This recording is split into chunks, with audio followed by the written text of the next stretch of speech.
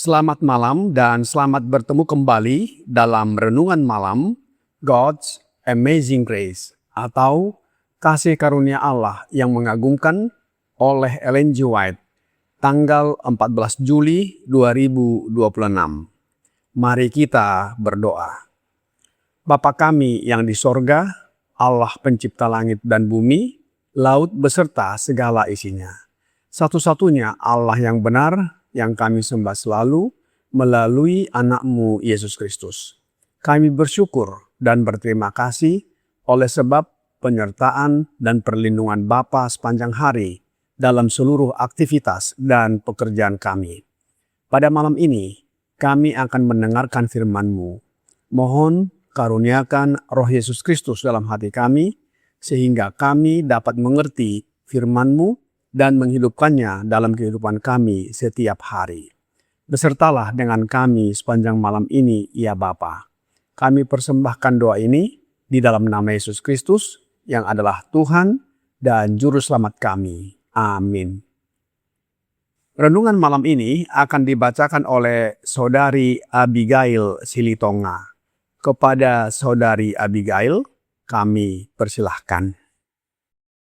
Renungan kita pada malam ini tanggal 14 Juli 2026 berjudul Kuasa yang Memurnikan dan Menguduskan. Ayat intinya terdapat di Imamat 22 ayat 9. Akulah Tuhan yang menguduskan mereka. Tidak ada seorang pun selain Dia yang telah menciptakan manusia yang dapat mengadakan perubahan di dalam hati manusia.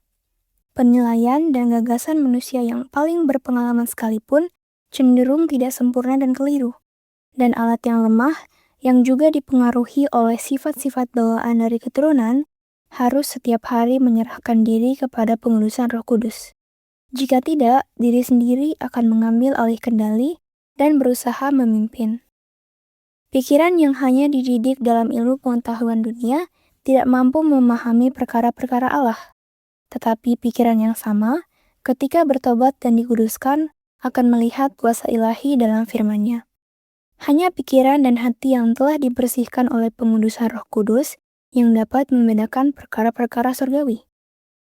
Seorang orang tua di dunia tidak dapat memberikan karakter yang kudus kepada anaknya. Ia tidak dapat memindahkan karakternya kepada anaknya. Hanya Allah yang dapat mengubahkan kita. Kristus mengembusi murid-muridnya dan berkata, "Terimalah Roh Kudus." Yohanes 20 ayat 22. Inilah karunia terbesar dari sorga. Kristus menganugerahkan kepada mereka melalui Roh Kudus pengudusannya sendiri. Ia memenuhi mereka dengan kuasa-Nya supaya mereka dapat memenangkan jiwa-jiwa bagi Injil. Mulai saat itu, Kristus akan hidup melalui kemampuan mereka dan berbicara melalui perkataan mereka.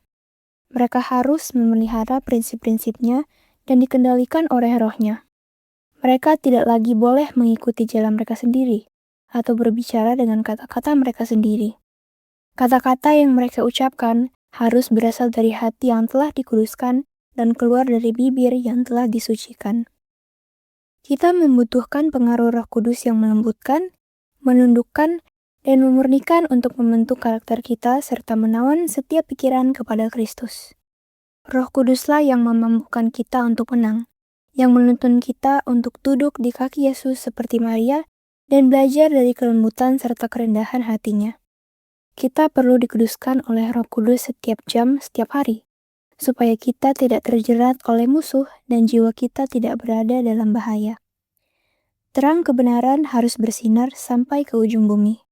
Terang yang semakin besar dan semakin besar sedang memancar dengan kemuliaan surgawi dari wajah Sang Penebus kepada para wakilnya, untuk dipancarkan ke dalam kegelapan dunia yang belum mengenal terang. Sebagai pekerja bersama Dia, marilah kita berdoa memohon pengudusan Roh-Nya, supaya kita dapat bersinar semakin terang. Demikianlah bacaan renungan kita pada malam ini. Terima kasih dan Tuhan Yesus memberkati. Terima kasih atas penata layanan Saudari Abigail. Tuhan Yesus memberkati. Saudara-saudari dalam Yesus Kristus. Renungan malam ini berjudul Kuasa yang Memurnikan dan Menguduskan. Renungan malam ini merupakan pelajaran penting yang mengajarkan kepada kita arti dari memurnikan dan menguduskan. Apa arti memurnikan dan menguduskan? Dan apa hubungan keduanya? Dalam Alkitab, memurnikan dan menguduskan adalah dua konsep yang saling berkaitan, tetapi tidak identik. Memurnikan atau dalam bahasa Inggris purify atau cleanse berbicara tentang membersihkan dari dosa, kenajisan atau segala sesuatu yang mencemarkan. Sedangkan menguduskan dalam bahasa Inggris sanctify atau consecrate berbicara tentang memisahkan seseorang atau sesuatu bagi Allah dan membentuknya untuk hidup sesuai dengan kehendaknya. Dalam Perjanjian Lama, memurnikan ini tampak jelas dalam hukum tentang tahir dan najis. Imamat 22 ayat 7 berkata, "Sesudah matahari terbenam, barulah ia menjadi tahir, dan sesudah itu bolehlah ia makan dari persembahan-persembahan kudus itu, karena itulah yang menjadi makanannya." Untuk dapat mengerti ayat ini, kita mundur dan membaca Imamat 22 ayat 1 sampai 6.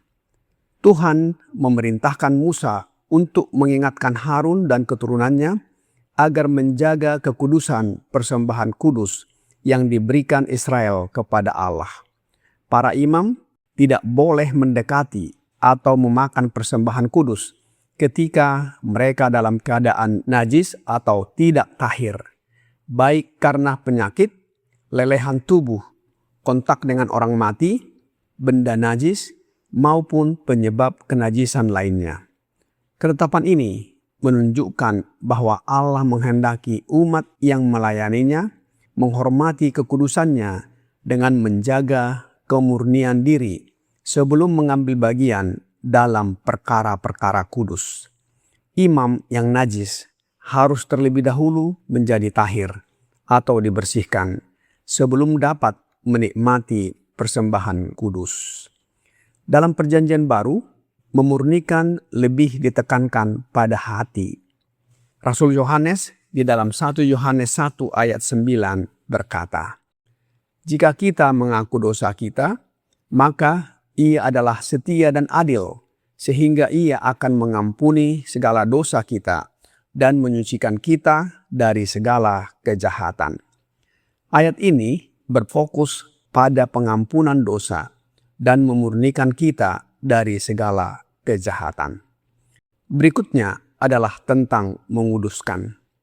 Menguduskan memiliki arti yang lebih luas daripada sekedar memurnikan.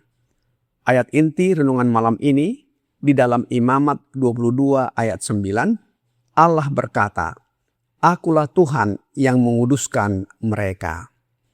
Para imam bukan hanya dituntut tahir atau murni, tetapi juga ditetapkan sebagai milik Allah untuk melayaninya dengan hidup kudus. Rasul Yohanes dan Paulus berkata, Yohanes 17 ayat 17, "Kuduskanlah mereka dalam kebenaran, firman-Mu adalah kebenaran."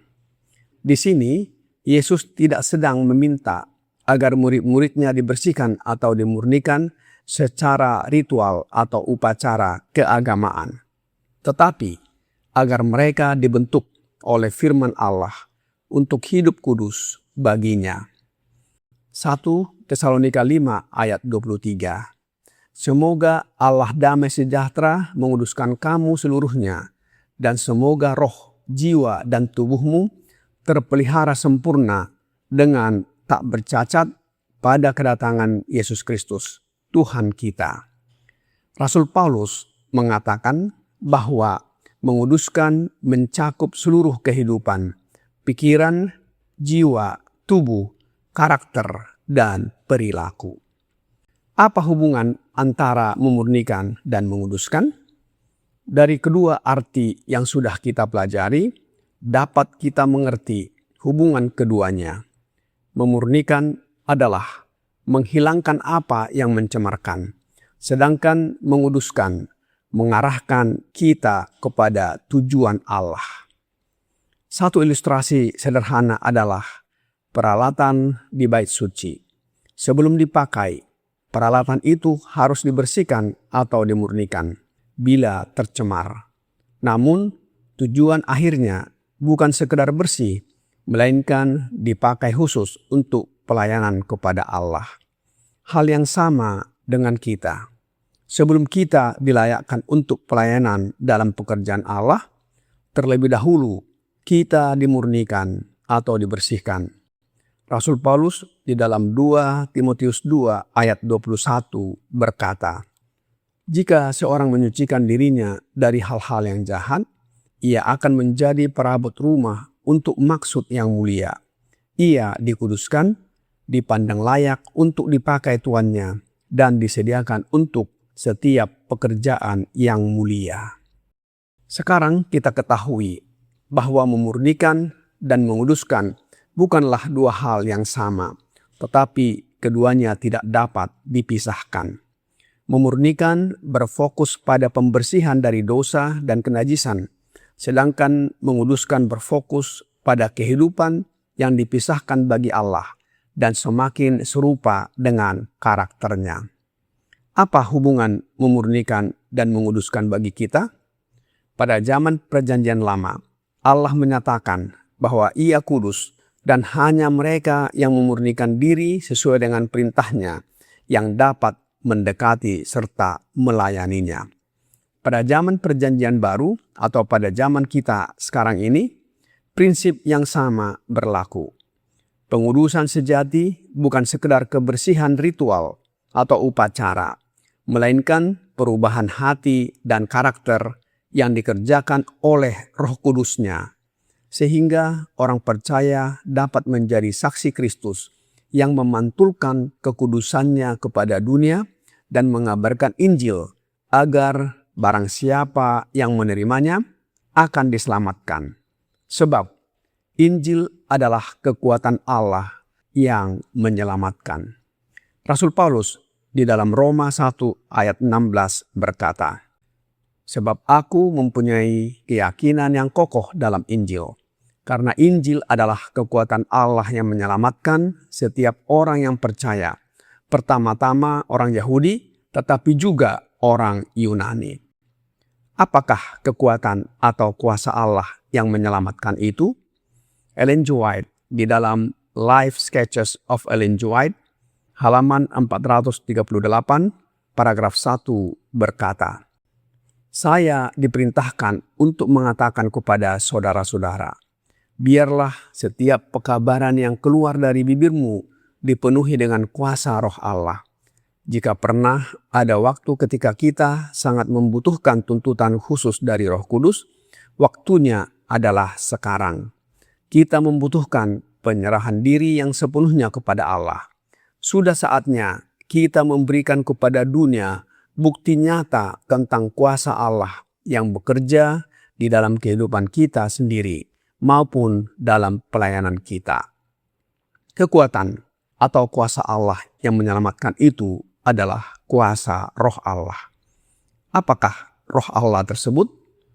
Roh Nubuat di dalam Advent Review and Sabbath Herald, volume 70, nomor 28, tanggal 11 Juli 1893 berkata, "Memiliki Kristus di dalam hati dan memiliki Roh Allah adalah sama, dan memiliki Roh adalah untuk memiliki kehidupan Kristus. Karena Roh adalah hidup karena kebenaran. Itu adalah roh kehidupan di dalam Kristus Yesus." Saudara-saudari dalam Yesus Kristus, ketika Kristus tinggal di dalam hati kita oleh iman, Roh-Nya menjadi kuasa untuk memurnikan dan menghidupkan jiwa. Kebenaran di hati tidak dapat gagal untuk memiliki pengaruh yang benar atas kehidupan. Kita dikuduskan untuk mengabarkan Injil dan membawa banyak jiwa untuk datang dan bertobat serta diselamatkan. Kiranya pekabaran malam ini membawa pembaharuan dan sukacita bagi kita. Tuhan Yesus memberkati. Mari kita berdoa. Bapa kami yang di sorga, terima kasih atas firman-Mu yang menguatkan dan mengingatkan kami bahwa hanya dengan memiliki Kristus melalui Roh-Nya, hidup kami dimurnikan dan dikuduskan untuk mengabarkan Injil yang menyelamatkan. Oleh sebab itu ya Bapa, kami mohon curahkan Roh Anak-Mu Yesus Kristus dalam hati kami, agar kami dapat mengabarkan Injil dan banyak jiwa yang datang dan bertobat serta diselamatkan. Sehingga karakter kami disucikan menjadi serupa dengan karakter Yesus. Bila mana Yesus datang kembali, kami siap menyambutnya dan diangkat masuk ke dalam kerajaan sorga. Kami serahkan hidup kami ke dalam tangan-Mu sepanjang malam ini, ya Bapa. Mohon ampuni kami atas segala dosa dan pelanggaran yang kami lakukan. Kami persembahkan doa ini di dalam nama Yesus Kristus, yang adalah Tuhan dan Juru Selamat kami. Amin.